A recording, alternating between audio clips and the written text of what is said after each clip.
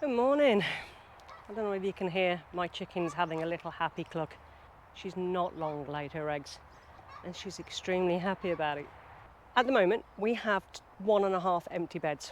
We've taken up our onion sets that we planted this year. Some of them started having allium leaf miner issues, and to be honest they just weren't doing that well. Yet the seeded onions are performing fantastic and they're staying in their bed for now.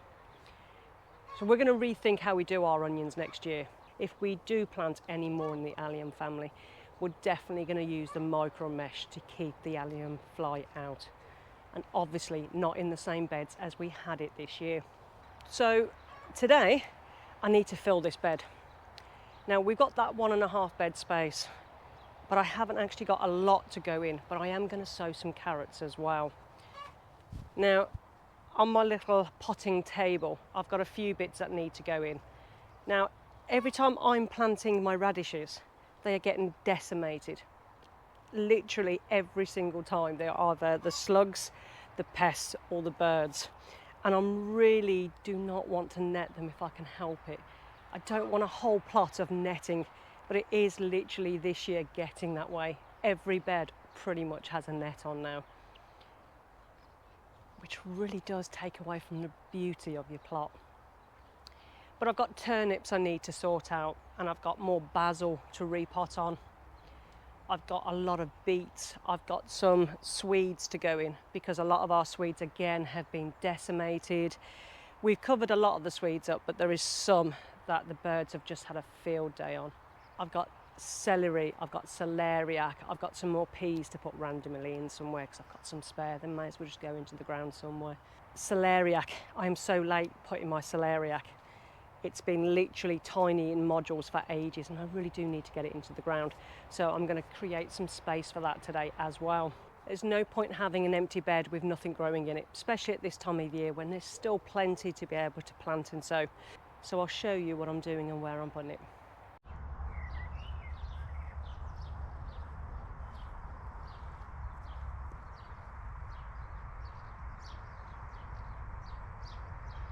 This is the bed that I'm going to be planting in today. Now I've got a mixture of little bits of leftover bits of plants that need to go in, and I've also got some parsley that's been in here for a week or so. So I'm going to keep to that tie and actually put the rest of the parsley in around here. But before I do any of that, I want to mark out where I'm actually planting my carrots. Now one of the ways I found that the easiest in these particular beds anyway is I'm actually going to sow my carrots down the middle. It's a little bit deeper soil, less disturbance and less pest damage as well. So I'm going to just work out with my little cane roughly where I'm going to put it. So I know I need to give them a little bit of space where I sow my carrots. It's more of a visual aid because I don't know whether you're like me. I get happy planting and I don't think about the next thing. This will give me a visual aid to make sure that I don't plant anything in that section. I've got radishes to plant out, a little bit of parsley, I've got beets, my celeriac, my celery, which I've seriously let go too far. Coriander, which is looking a bit worse for wear. Now this is just because it's been overwatered. It's rained a lot and it was actually in a tray, which I didn't realise, but as soon as it's in the ground, give it a few days and it'll be absolutely fine. I've got my dill. I'm really eager to have this. I should have had this in a few weeks back because I wanted to be able to harvest dill for go with my gherkin plant for when I start pickling those, but they'll be fine. And the rest of the little bits of celery. As you can see, the germination rate of this celery was really poor, but I should get something out of it. So I've just got to work out what to put where. Now I want to keep my more hungry, my more thirsty crops in one place. So it actually helps with the watering because celery is a very thirsty plant.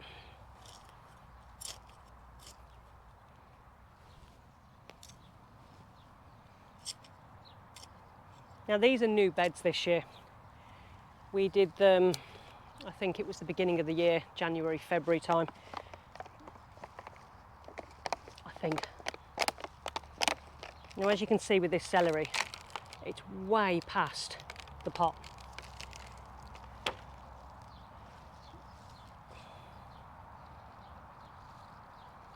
I don't know whether I can actually split.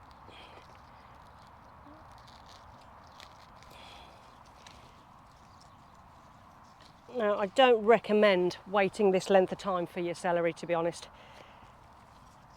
I've just had so much on that I just never got round to doing it.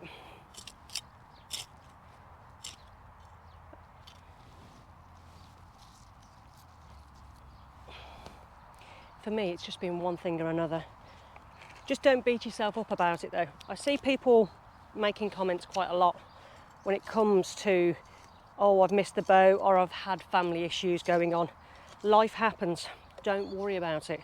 Just do what you can do.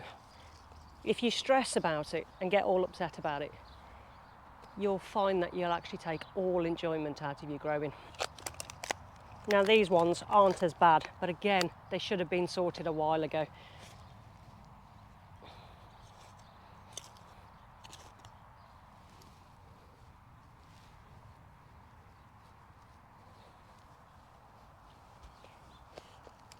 Now, this whole bed will be netted to help protect these, because our residential fox really does love sticking his nose into our beds.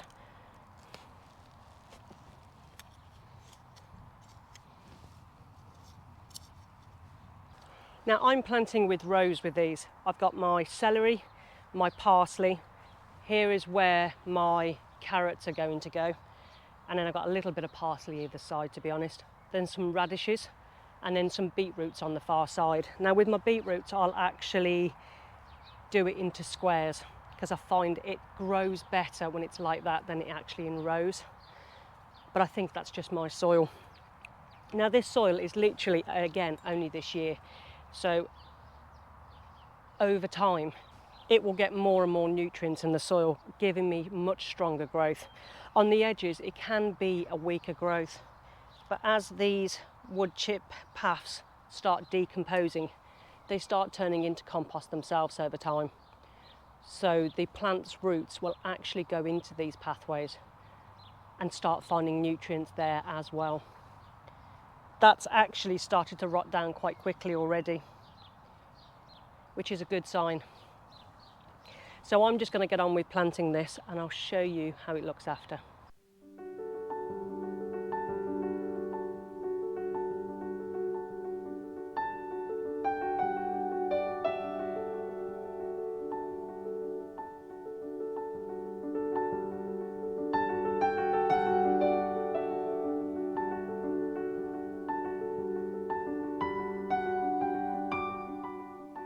So that's that bed done, apart from the carrots. Now, the carrots are going to be something very simple, literally 2 lines. Using my little dibber, I'll literally draw 2 very shallow lines straight down the middle of the bed.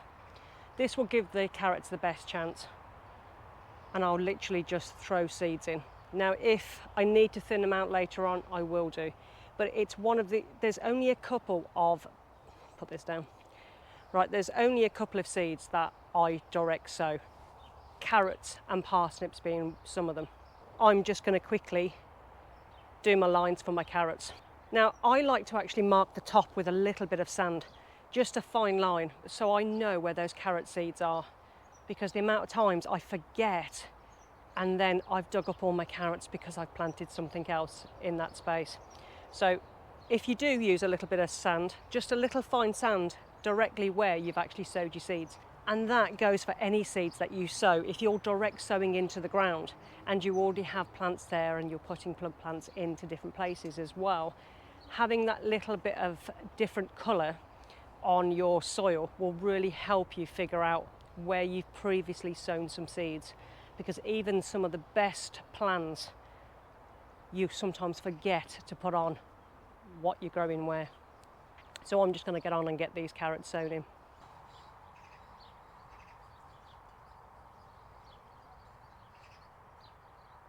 It's always better to rake your soil first.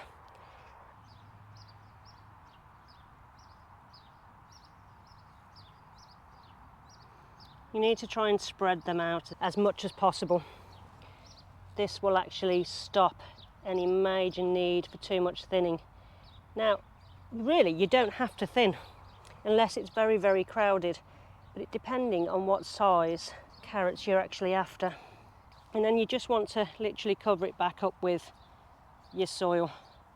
Again, there's a lot of debate how you should grow it, but to be honest, I've actually had better success rates growing them in my compost no-dig beds than I actually have done with anything else. So I'm going back to doing it. Some people germinate their carrots with the plank method. So they'll lay a plank of wood over the top of the carrot seedlings. This actually helps provide a little bit of warmth to get your carrots going. And as soon as they pop through the surface, you take that plank of wood off. At this time of year, if the soil's not warm enough, I don't think it's ever going to be.